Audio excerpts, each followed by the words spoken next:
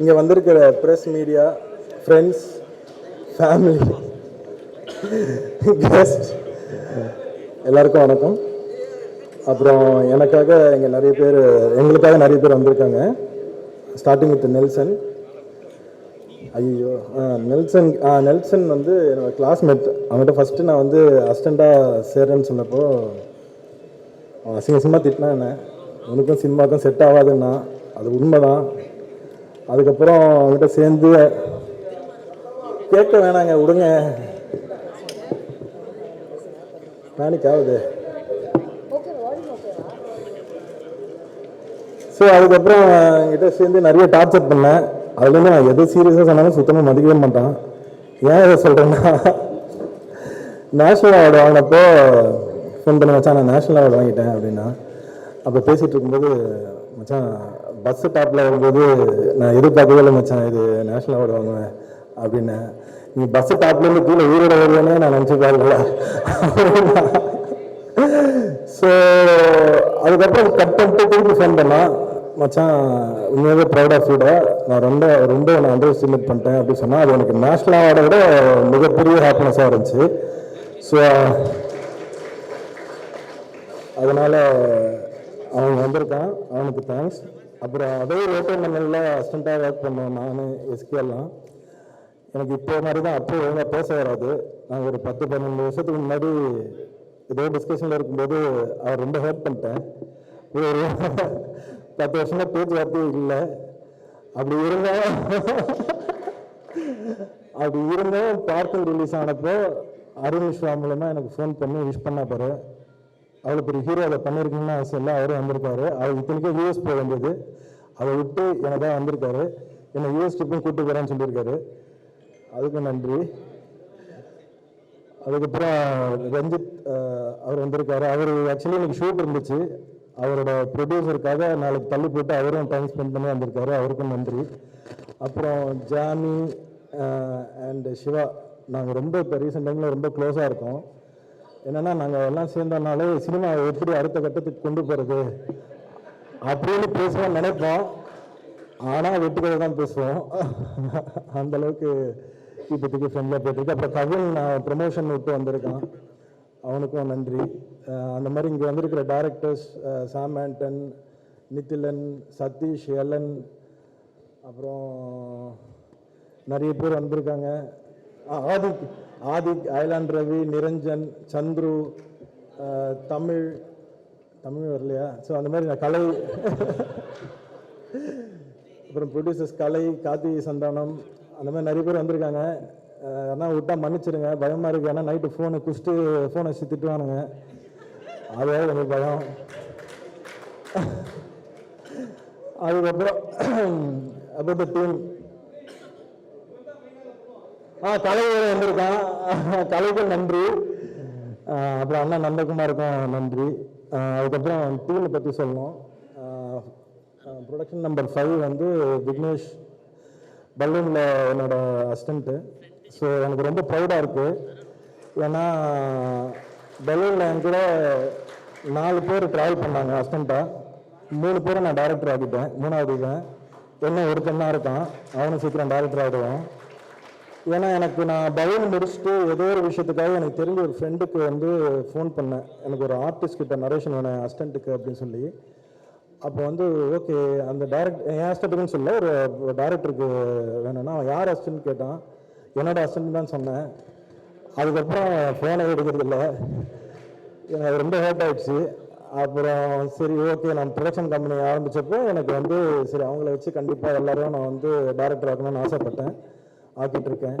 So அதில் work பண்ணுற இப்போ வந்து அந்த டீமில் வந்து ஹீரோ வந்து அர்ஜுன் தாஸ். அவருக்கு முந்தா நைட்டு பாம்பேயில் ஒரு சின்ன ஆக்ஷன் சீக்வன்ஸில், ஸோ அவர் ஹாஸ்பிட்டலைஸ்டு வர முடியல.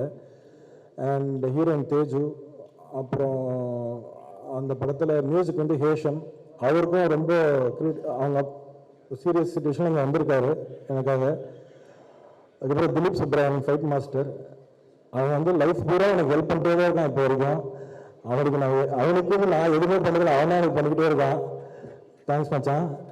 அந்த மாதிரி அடுத்த டீம் வந்து தாஸ் ராமசாமி, அவன் பேர் ஏதோ முருகன்னு மாற்றிட்டான். அது அது ஏன்னு கேட்டால் 1 மணி நேரம் பேசுகிறேன், சரி அதை விட்டுட்டேன். அதில் வந்து Bharath hero and Prarthana heroine. Venkat Prabhu sir வந்துட்டார். அவரை நான் இந்தியாவிலேயே இப்போ தான் ஃபஸ்ட் டைம் பார்க்குறேன், ஃபாரினில் மட்டுமே தான் பார்த்துட்டு இருக்கோம். அண்ட் தாஸாக இருந்தாலும் சரி, பாரத் அண்ட் பிரார்த்தனா, இது எல்லாமே எனக்கு ஒரு ஃபேமிலி மாதிரி, close to my heart. And அந்த படத்துக்கு ஜிவி பிரகாஷ் ப்ரோ தான் மியூசிக்கு. ஸோ அது எங்களுக்கு பெரிய சப்போர்ட்டாக இருக்குது. ஏன்னா அவர் வந்ததுக்கப்புறம் படம் பெருசாகிடுச்சு. அண்ட் அவர் வந்து கதையை கேட்டு பிடிச்சி பயங்கர எக்ஸைட் ஆகி அதை பண்ணுறேன்னு சொன்னது பெரிய இந்த படத்துக்கு சப்போர்ட்டு. அதுக்கடுத்து நான் பேசணுன்னா என்னோட பார்ட்னர்ஸ் இந்த படத்துக்கு ஒன்று சாய் தேவானந்த், இன்னொன்று ஷான். அவங்க வந்து ஒருத்தர் இல்லை, 2மே தமிழ் தான். ஆனால் 2 பேரும் தமிழ் தான். ஆனால் ஒருத்தர் துபாயில் செட்டில் ஆகிருக்காரு, இன்னொருத்தர் வந்து ஆஸ்திரேலியா செட்டில் ஆகிருக்காரு. ஆனால் என்னை நம்பி இன்வெஸ்ட் பண்ண வந்திருக்காரு பார்ட்னராக. ஸோ அதுக்கு எனக்கு பெரிய ரெஸ்பான்சிபிலிட்டி இருக்குது. ஏன்னா நான் அந்த ரெஸ்பான்சிபிலிட்டியாக இருந்தால் மட்டும்தான் அவங்க என்ன மாதிரி அப்கமிங் கம்பெனிஸ் போய் அசோசியேட் ஆவாங்க. அதனால எனக்கு ஒரு பெரிய ரெஸ்பான்சிபிலிட்டி இருக்குது. அண்ட் இது மட்டும் இல்லை, இந்த 2 படங்கள் மட்டும் இல்லை, அடுத்த வருஷம் மார்ச் ஏப்ரல் இன்னும் 2 படம் அனௌன்ஸ் பண்ணுறோம், சீரீஸ் பண்ணுறோம். அண்ட் எங்களோட கோல் அடுத்த 5 இயர்ஸில் one of the leading production ஹவுஸாக இருக்கணும்னு ஆசைப்படுறோம். உங்களோட சப்போர்ட் இருந்ததுன்னா கண்டிப்பாக இருப்போம், ஆகிடுவோம். நன்றி, வணக்கம்.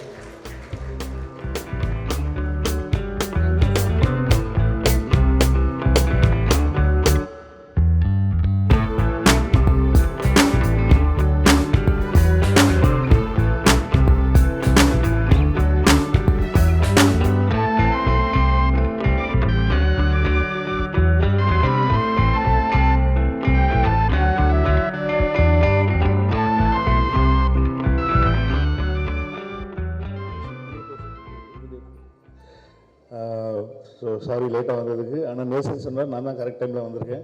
அவர் 1.5 மணி நேரத்துக்கு முன்னாடியே வந்துட்டேன் அப்படின்னு சொன்னார். சார் வணக்கம் sir. Hi sir. So super hero, I just want to wish the whole team, Sandy and Arjun, அப்புறம் ஹோல் டீம், டைரக்டர் எல்லாருக்குமே வந்து வாழ்த்துக்கள் சொல்லிக்கிறேன். வேறு என்ன சொல்கிறது, இன்னும் அடுத்த படத்தோட டைட்டிலுக்காக வெயிட் பண்ணிருக்கேன். So it's as excited as all you guys are. So Nelson அவர்கள் அடுத்ததாக கலக்குவார். எல்லாருக்கும் வணக்கம். சிரீஷ், இது 3வது படம் தான். எத்தனை படம் சிரீஷ்? 5ஆ? மீதி 3 படம் இல்லை சிரீஷ். இதில் ஃபஸ்ட்டு நான் வந்து கிளாஸ்மேட் அவன்.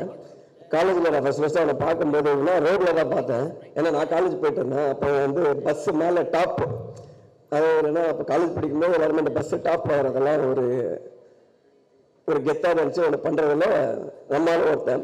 ஆனால் அவனை பார்க்கும்போது தான் தெரியாது எவ்வளோ பயப்படுறான்னு. இப்படி ஒருத்தன் வந்து பார்த்து இவன் என்ன பண்ணுறாங்க பஸ்ஸு டாப்பில் அப்படின்ற மாதிரி யாரோ கட்டாயப்படுத்தி கூட்டிகிட்டு போன மாதிரியே இருக்கும். ஆனால் அது இவன் என்ன பண்ணுறான்.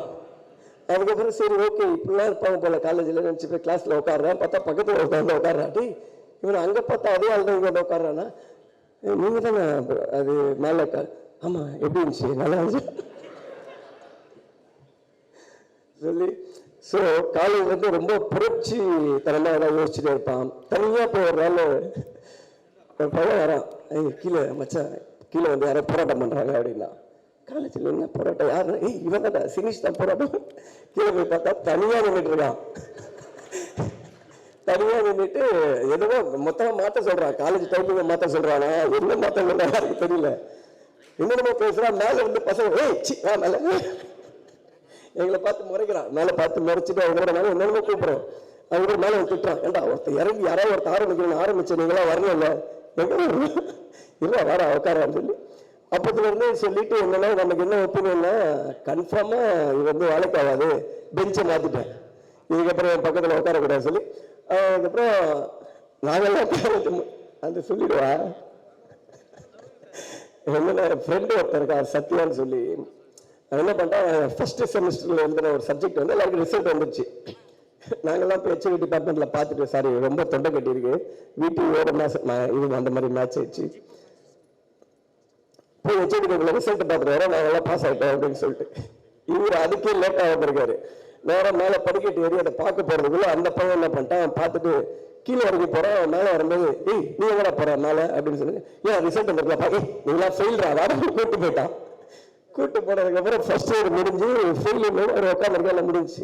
அதுக்கப்புறம் செகண்ட் செம் எழுதுறாரு, தேர்ட் செம்மு, ஃபோர்த் செம்மு, எல்லா செம்மும் இவர் வரையாரு அந்த அட்டம் எழுதிட்டே இருப்பான். அட்டம் ஆனால் ஒரு ரோல் நம்பரே வராது கிளாஸில். 10 தனியாக உட்கார வச்சு எக்ஸாம் எழுத வச்சுட்டே இருப்பாங்க. அப்புறம் 3 வருஷம் வச்சு யூனிவர்சிட்டியில் போய் செக் பண்ணியிருக்காரு. அப்போ ஃபர்ஸ்ட் செமஸ்டரில் பாஸ் ஆகிருக்காப்புல. அந்த எக்ஸாமை பாஸ் ஆன எக்ஸாம் 6 வாட்டி எழுதுன ஒரு வாங்கி வந்தான். ஸோ இதெல்லாம் தெரிஞ்சதுக்கு அப்புறம் அவன் அவங்க ஃப்ரெண்டா இருக்கும்போது அவனை பத்தி நம்ம என்ன நினைப்போம்? அப்படிதான் நானும் நினைச்சேன். அதனால என் மேல தப்பு இல்லை, அவன் மேலதான் தப்பு. பட் அதையும் தாண்டி இன்னைக்கு வந்து 5 படம் வச்சா 5 படம் எடுத்துட்டா இப்போ 5வது படம் தானே டைட்டில். சூப்பர் ஹீரோ வச்சிருக்கேன். இந்த படம் வந்து ரொம்ப நல்லா போகும்.